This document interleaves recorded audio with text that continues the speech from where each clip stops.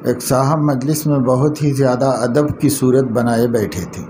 حضرت والا نے دیکھ کر فرمایا کہ آپ جس طرح بیٹھے ہیں اور بھی کوئی اس طرح بیٹھا ہوا ہے یا آپ ہی پر سب سے زیادہ ادب کا غلبہ ہے؟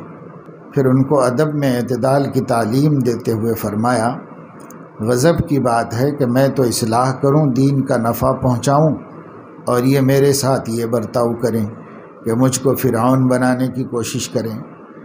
انسان ہے، بشریت ہے، اس طرز سے کبھی نہ کبھی قلب میں اپنی بڑائی کا خیال پیدا ہو سکتا ہے کہ لوگ ہماری اتنی تعظیم و ادب کرتے ہیں تو واقعتاً ہم بھی کچھ ہوں گے۔ جب ہی تو لوگ ایسا سمجھتے ہیں۔ نفس کا کیا اعتبار؟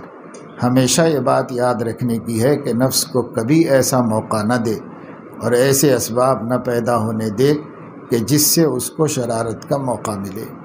یہ نہایت ہی کام کی بات ہے جس کو میں اس وقت بیان کر رہا ہوں۔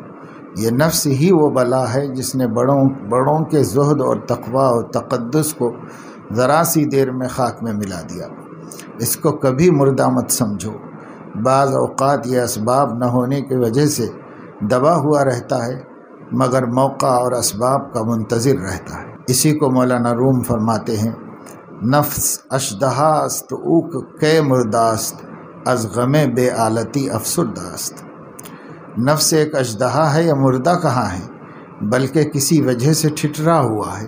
اور فرماتے ہیں، نفس از بس مدحہا فرعون شد، کن ذلیل النفس لا تسد، کن ذلیل النفس ہونا لا تسد۔ نفس زیادہ تعریفیں سن کر فرعون ہو گیا ہے، لہذا اس کو کبھی کبھی ذلیل کر لیا کرو۔ اس کی چالاکیاں اور مکاریاں کسی شیخ کامل ہی کی صحبت سے محسوس کی جا سکتی ہیں اور ان کا علاج ہو سکتا ہے۔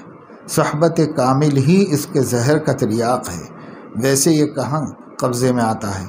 شیطان کو اس نے مردود بنوایا، شیطان کو اسی نے مردود بنوایا، اس کی تمام عبادات کو یک لمحے کے اندر خراب اور برباد کرا دیا۔ یہ ایسا دشمن جان بلکہ دشمن ایمان ہے۔